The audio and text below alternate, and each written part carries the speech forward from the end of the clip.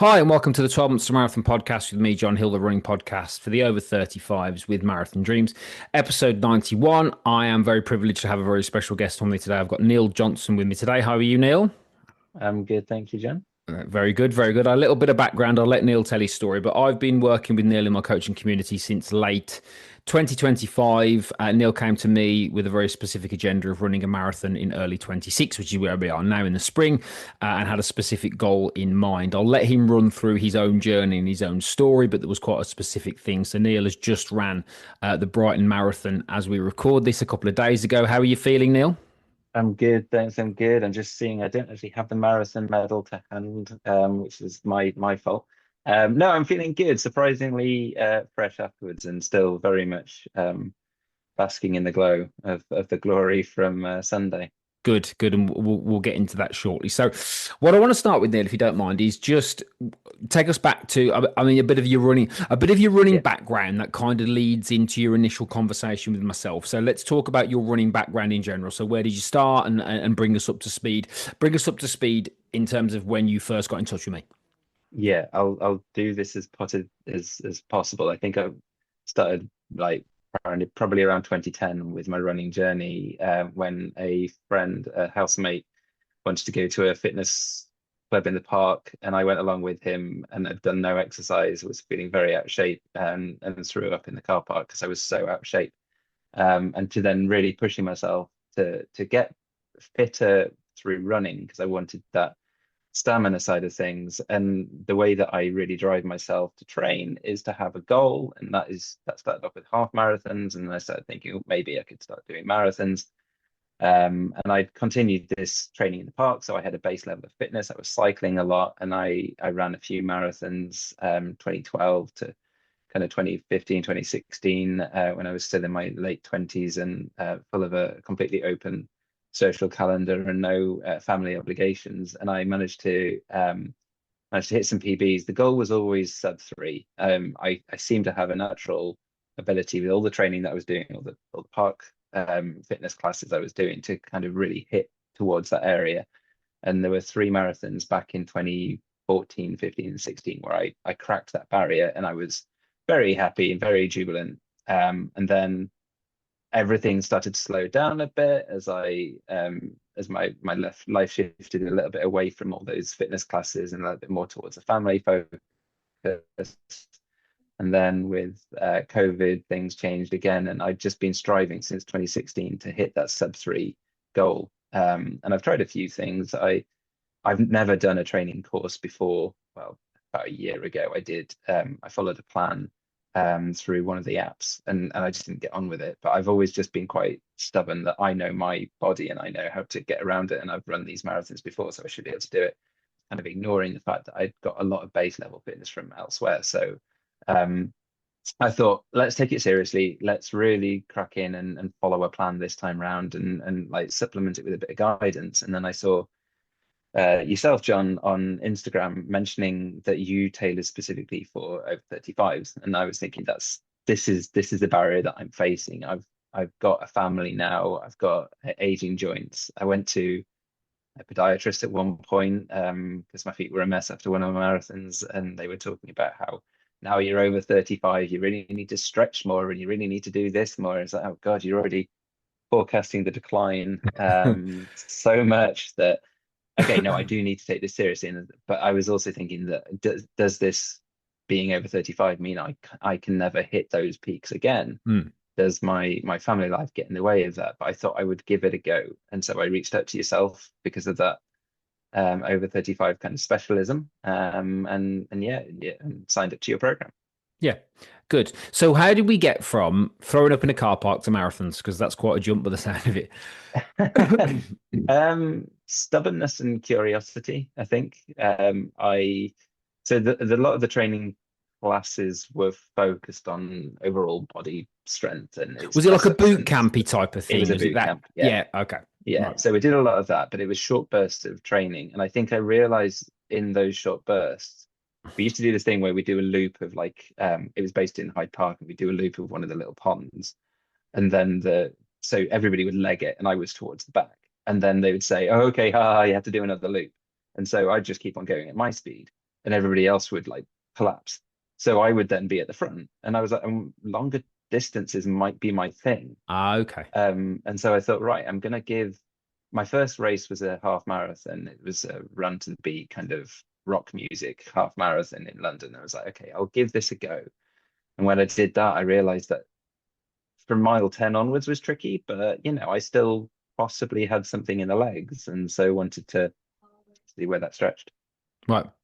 And then you just naturally built from that. It was just like doing the next thing until you Yeah, got to, what's the next? What's the next? yeah. It's that post-race thing that I've always had, and I think it's fairly common is okay, but what if I did X, Y, and Z differently? Could I? Where could I go with this? And I remember coming off my first marathon was the Berlin Marathon, and coming out at the end of that, I felt awful. And then within 20 minutes, I was thinking, okay, so when's the next one?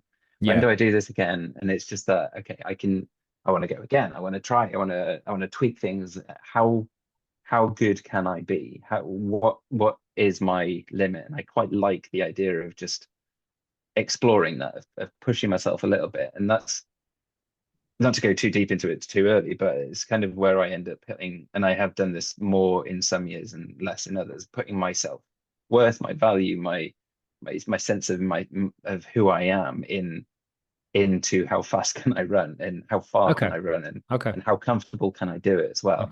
Okay. I've learned the bad sides of that, and I've rode away from it as well, because you can't control some things, and pinning everything to that is not healthy. But I do really enjoy it, and I get quite a lot out of the project, the building, the plan, the training. I Yeah. really enjoy putting the work in and seeing what you get out. Okay. When was what year was Berlin? Did you do Berlin your first one?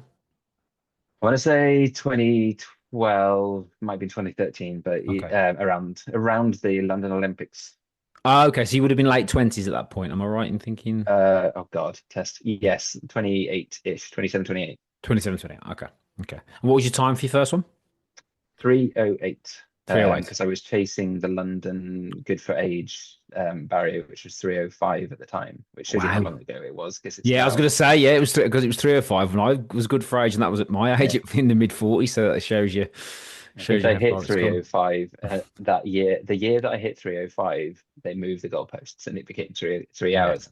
Yeah. Ah, so close. Yeah. Yeah.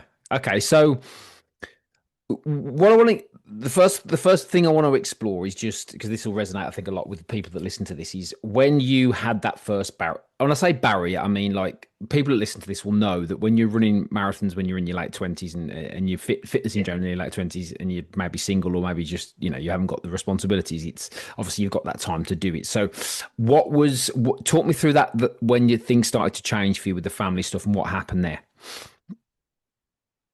I don't know. It was quite an intangible thing. I think it was just that when I was single in my late 20s, and so I was putting quite a lot of time into training, and I could get up when I wanted, and there was no kind of implications on anyone else. It was there were positives and negatives to that lifestyle. And Yeah. then I met my wife in my early 30s. And we were kind of living together, and so the focus on exercise and cycling everywhere in town, and that kind of thing just started to naturally ebb away. And I was still attended all the training stuff, but I don't know, life was richer than perhaps when I was focused entirely on the training side of things. Right. And I looked at a graph of year by year, and I could kind of see as I stepped away from the contextual training, the stuff where I didn't have to focus entirely on a running training plan, and I could just basically get by on the fact that I was fit, because I was cycling hundreds of miles around London. I was attending all these training classes and basically running to them and doing all the fitness and then running back from them, and then recovering for the rest of the day. I could, as I was moving away from that kind of approach, I could see that my marathon time and my average pace were declining. But I think it really fell down when I had kids, Right. because I remember going from the first child to the second child, and with my youngest, when she was born, I was thinking, okay, I'll row back the distances that I'm running, and I'll just do like 16-mile runs, and that wasn't possible because you're waking up in the middle of the night with the youngest, and then the day is spent with the eldest, Yeah. and there is no time for recovery. There is no time. So I think I capped at 11 miles. Was my longest run for like a year and a half. I Right. just couldn't get the time and the space to kind of do that. But then now that my youngest is sleeping better, I can sleep better. And so I'm able to get out there. And I balance it around so I'm running at 5 in the morning. I'm not like just getting up and running at 9 o'clock and saying bye everyone, I'll see you all later. Yeah. But it's easier. It's much more possible. So Right. Okay. And what was it that made you, aside from the circumstances, because obviously for a lot of people, they, even when the circumstances change, the kids get a little bit older, they still don't yeah. ever get back into it, of course, because you obviously create that habit. What was it that sort of said, I need to go back to the well here. I need to. I don't really know. I think there was never really a drive to not go to the well. It was just whether or not I could. I try and think back to it, but I think it was I always wanted to do these runs, and I think it was just almost like a second part, a second version of what I discovered at the beginning when I was like, okay, I'm able to do this. What can I do next? And so I did a local half marathon, and then I ran a Bournemouth marathon and a half marathon, sorry, and I was a lot faster than I was expecting to be. Right. So that gave me that kind of hope that okay, I can dig back into this. And I mean, I did Brighton last year, and it was faster than I was expecting. I was like, okay, I haven't lost all of this.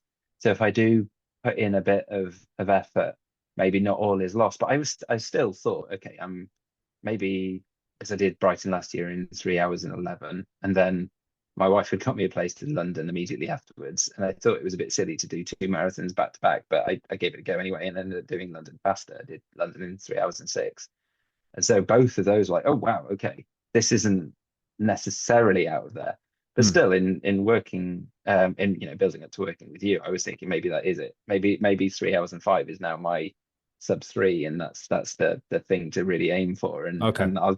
I'll age gracefully and accept that that's kind of my limit. But I thought no, I haven't ever taken a training plan. As I say, I've never followed a training plan seriously because I've never thought I had the time, and I've never really understood how to do it properly. So I thought, no, let's give it a go. Let's really commit to this properly. Now I'm not doing all the cycling and the park fitness boot camp things. Let's really dedicate to a proper training plan to build my fitness up through that way and see where I might be able to get. What do you think was lacking last year when you say you did Brighton and London back to back? What do you think was missing then from the approach then? Volume. Okay. I didn't have enough long runs. The real difference between the way I used to run 3 times a week. I do a long run every week, every other week, and I do focus in on doing a 10K. I used to take the approach of just running a 10K as fast as I could. Okay. Basically, out the door, hell for leather, get 6 miles later, Yeah. arrive back at the door. But I was finding that I was actually leading into those runs, just getting more and more anxious. So Okay. I didn't want to do those runs anymore. I didn't enjoy training. So yeah, I still didn't believe that I needed super amounts of long runs in there. I didn't really understand it though. I thought I could do it. So maybe it was all these sophisticated run for 5 seconds and sprint for 10 seconds and jog for 3 seconds and those speed tests. I mean, this is how unfamiliar I am with training plans, John, that I don't even know what the terminology is. But Yeah. like Because it does I matter. It does matter. You've got to know you've got to know the terminology, otherwise it doesn't work. it doesn't work. It doesn't count unless you know what you call it. Yeah. What's a tempo run? What is a tempo run? I still don't know. But I didn't really engage with it properly. But then when I looked at when I'm in with your plan, I was like, blood, whoa, there's a lot of distance in here. And I'd heard it in all the podcasts that this distance thing was what you meant to do, crank up the volume and really go for that. And I think that was the big change really, based on last year and then where I Yeah. managed to get to this year was just time on feet, but it's just getting comfortable with longer distances at slower paces. Absolutely. So when you did, so we got the 311 and 306 last year in Yeah. 2025. What was it that made you go, actually, there's more here? Curiosity and bloody mindedness. I think Okay. it's Okay. that again, it's a personal drive for improvement. I didn't know that there was anything else there. I Okay. think in so the tail end of this year, I was meant to be doing a half marathon in September and I fell over. I have this tendency to trip over my own feet. And I went down on some hard ground, that kind of pavement, which is like Pebble Dash. It's really Yeah. not happy environment. I fell down, felt sick. I looked at my legs, they were kind of torn to shreds, and I kept on going. And then I was changing nappies. So I was kneeling down on the floor and I was just testing out my knees, going, oh, this hurts. And then I ended up getting bursitis, which is something to do with your kneecaps, and they swelled up, and I wasn't running for 2 months. And so I was just a bit down in the dumps about my running in general. And I remember talking to you about it at the start and just saying, look, I'm coming back, I'm coming from basically zero here. So if Mm. I can run a marathon come April, that'll be fantastic. If I can get anywhere close to what I did at Brighton, that would be amazing. I mean, none of this was helped by later on in the plan. I then fell down again. Don't know what's wrong with me. I tripped over a tree branch, and that took me out for a little bit of time. So I was just like, oh God, this is. I'm curious to see if it's possible, and that's basically where I came to this from. Why I came to you. There was no greater drive that I believed I could. Yeah. It was just more of like, if I'm going to, this is an approach I should probably try. Yeah. So I think a lot of people are, especially I think I know it's very much it's a guy thing as well, typically, but it does go across both genders. Will be a little bit resistant to asking for help from somebody or somebody. So yeah, you laugh, yeah, because it is a guy. It's very much it is Yeah. normally a guy thing. What was it that made you think? I need some help. I need some help here. What was it that was the trigger to go? Yeah, I think I need the support.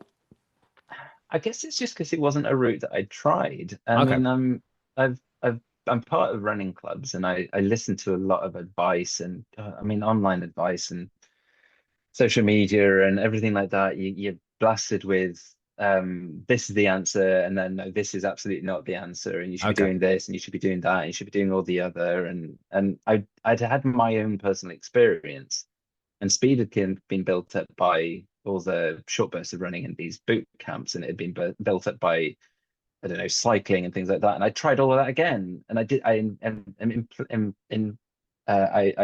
did that in the way that I could do that in my own lifestyle and with my own understanding of fitness, which is very loose, as I don't know what the terminology is. So I just a few people have suggested how fast could you be if you got a coach? That I mean, that was stuff they suggested in my 20s and stuff. And I was like, I don't want to take running that seriously. But then I'd also, I don't know, there's something impersonal about the online training plans where you just get a PDF and it's off you go. And even the AI stuff, which is feeding me stuff through to my Garmin, which is saying, oh, this is your how fast you need to run.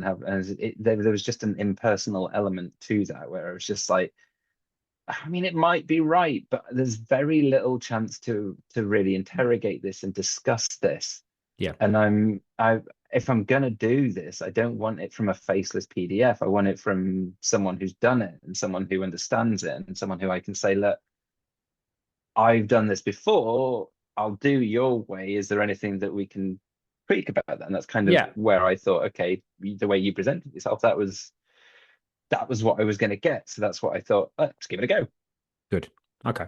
So let's rewind then. So let's talk about that. Let's talk about the journey actually. So let's talk about the training for no, actually I like to reverse engineer this. Let's Yeah. talk about the marathon first. So we've just done Okay. Brighton. Talk me through, what happened. I obviously know what happened, but talk the listeners through what happened in case they don't know. Yeah. So do we want to tease it for a moment? So I ran. I've done Brighton before. I've done it 3 times previously, and I've done my best run since my personal bests. I did 3 hours and 1 and 15 seconds, and that kind of 75 seconds really annoyed me. And I was going to beat Brighton, and I've done it in 3 hours and 40, which was one of my slower ones, and that was because it was I think the first marathon I did since having my eldest child, and it was a hot day and I was tired. It just didn't go well, and so I will be Brighton. So, and Brighton's a local to me. So I went down on the day, kind of very familiar with the course, with the conditions, with everything that I was going to do. I had my strategy, and I was in one of the earlier waves just because of where, and we set off, and the first 10 miles were good. I was feeling strong. I felt okay. I've got my all the carbs in my legs. I'm feeling like I can do this. I was dancing along. I one of the songs from K-pop Demon Hunters came on my playlist, and I was loving life, and I was going through it. And then there's a stretch where it kind of goes uphill towards the east of Brighton, and that's a little bit draining.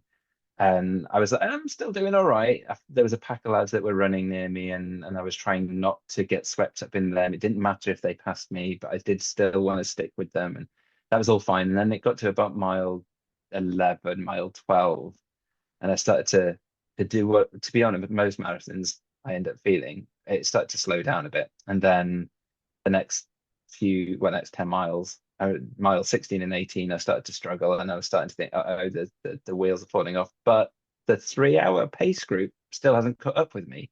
Kind of ran through past them early on. Oh, okay. And they always chase me in all my marathons. I go past them and then they chase me, catch me up, and then they're gone into the distance. But Yeah. they still hadn't. And I was thinking, okay, there's promise here.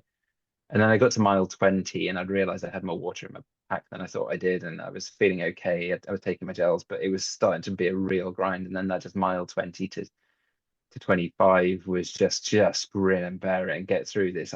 I can do it. I haven't had to start walking, which is I started walking last year at about this point, but no, I've still got energy. This is good. And they still haven't caught up with me. Okay. I'm looking at my clock and thinking, I could do this if I slow down. I could still do it. I could still get there. In Brighton, you can't see the end line. I don't know what they do. They seem to hide the end line behind a barrier. So I was just running. Where the heck is this finish line? I'm looking at my watch and I'm getting close to it. And yeah, I managed to cross the line in 2 hours 57. 2 hours 57 and 20 seconds, which is a 40 something second personal best for myself. Wow. And I was yeah, rather happy, kind of Yeah. shouting for joy. Good. Very, And that's the very fastest you've ran receptive in of the 10 response. years, is that right? 10 years? Fastest I've ever run. Ever run. Yeah. Yeah, my fastest before then was 2:58 and something. Yeah. Yeah. And you're 41 now, no, yeah. And 41, yeah, 42 at the weekend. Okay, brilliant. Even better. So, what do you think then would you say was the key difference on the day from previous? Time. It was just the legs were conditioned. I think there was the feeling that I had this. So it was strange because I had moments where my head went a bit wobbly, Yeah. and I took another gel on and got those carbs back. But I didn't. Last year I got cramp in both marathons. I was running along with cramp in my legs, which I'd never experienced before. But this time round, I didn't feel the need to slow down. I didn't feel as emotionally drained as I have previously. My legs they're just there for me and like able to carry me through. And yeah, it was tough. It was certainly that kind of, you do need to still grit and bear this through, because as many hours on my legs as I've got, I hadn't done 26 miles at that pace before. So it was a new experience and you had to kind of get yourself through it. But I think it was just my body was a little bit more conditioned to do it. And yeah, I think conditions weren't great. I was going to say maybe the conditions were better, but it was cooler than last year. But I think it was basically I was just a little bit more ready for it. Of course. So going back to the training then, since we've done the marathon. Yeah. So congratulations, well done. Obviously, we've obviously spoken about that. Of course, very, very happy indeed. And what was, you talked about the training. So talk me through your training then. How did that fit for you? Because obviously, as you've mentioned, there was a lot more volume potentially than you were used to. So how did that fit for you with your life and everything else? So I'll talk about that, and also talk about the interesting statistics that we talked about before in terms of percentages and how meticulous you were with it, because I think that will help people. Yeah, sure. So yeah, fitting in, I think one of the things when I looked at the plan in totality, there were a couple of weeks where we were doing 16, 18 miles on a weekend, and then 10 miles and 12 miles on a Wednesday, and I was like, how am I going to do that?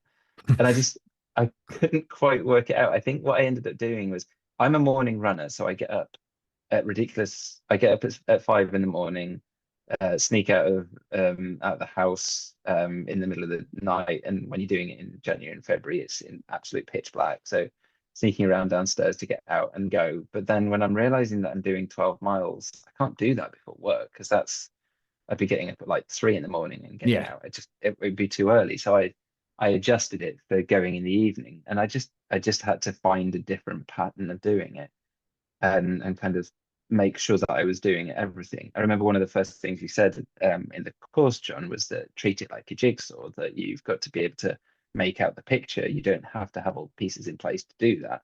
And it's the same kind of thing. So I think someone else on the group, one on the WhatsApp training group, had mentioned a spreadsheet, and so I had a look at the training plan as you'd written it out, and I converted it to a spreadsheet, and I tried to like estimate roughly what paces I'd need to do each training course on based on the way that you described it and how that would fit with my own goals.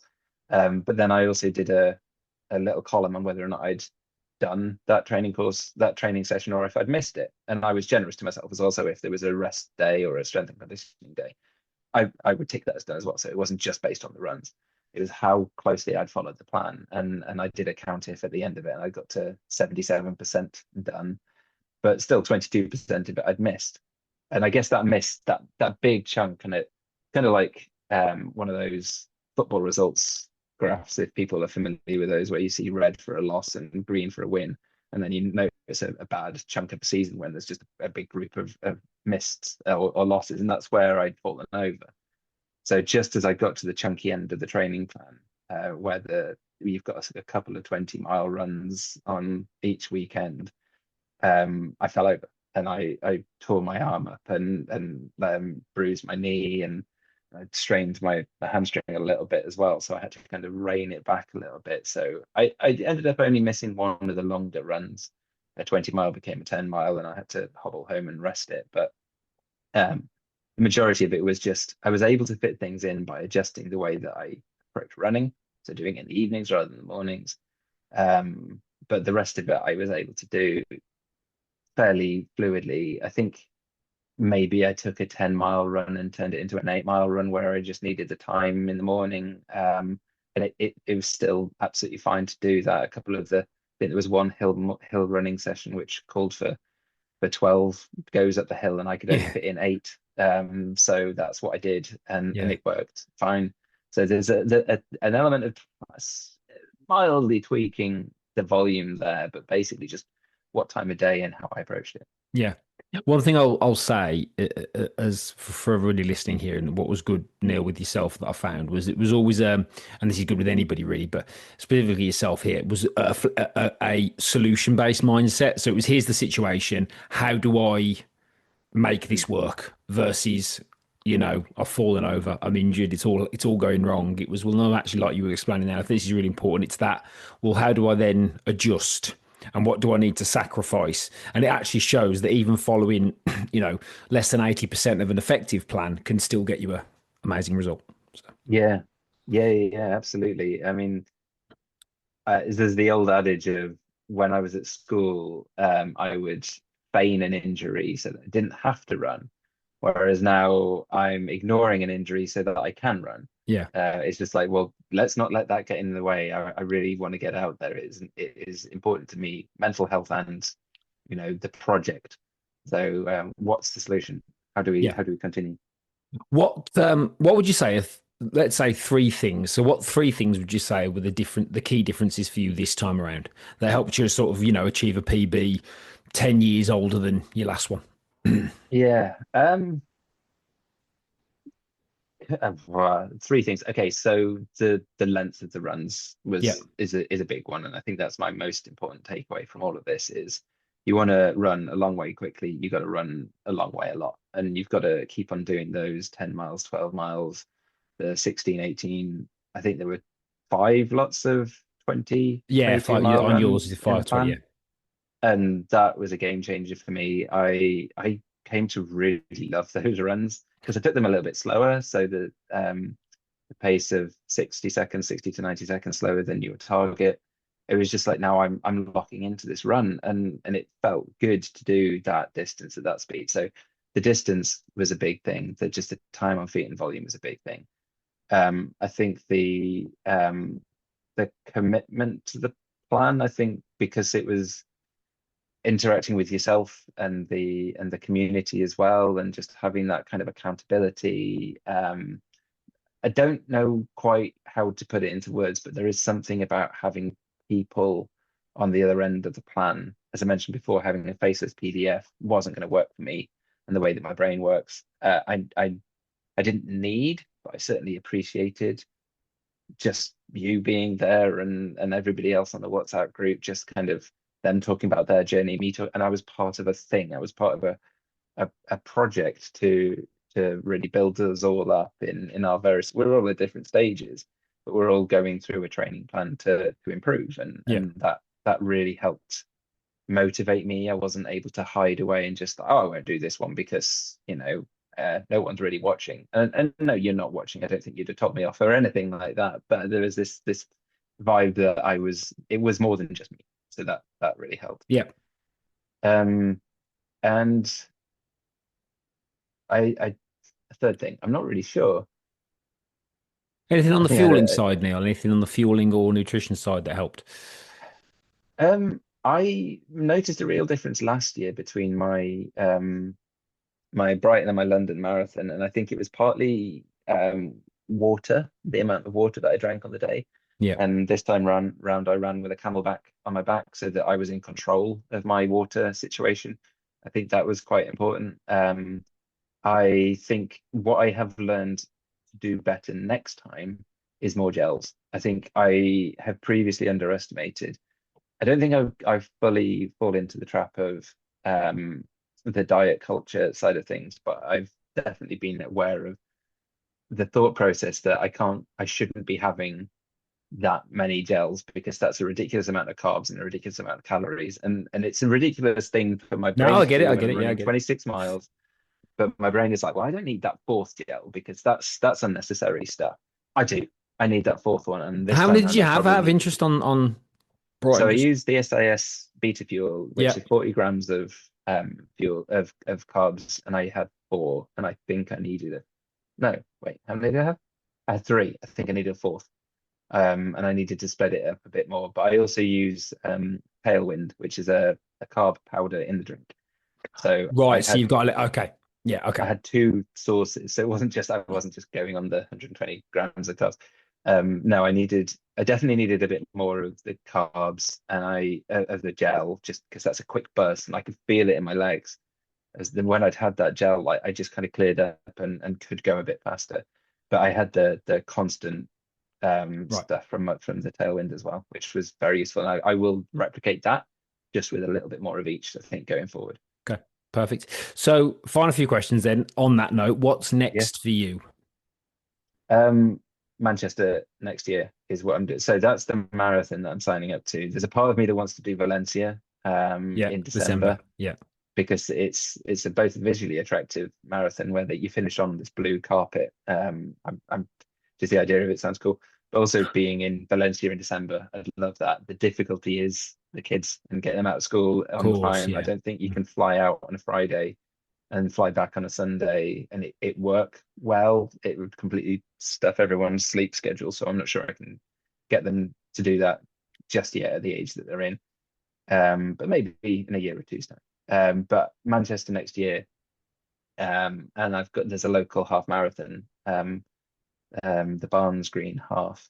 For anyone who might recognize it, it seems to be on those top 10 marathon lists, but a half Okay. marathon is for absolutely no reason. I'm not quite sure how they've done it, if it's just their marketing or what it is, but it was a lovely run when I did it 2 years ago. Last year I was down to do it, but then fell over the week before it, so it wasn't able to do it. So I'm going to see what I can do to push myself to a half marathon PB in Brilliant. September.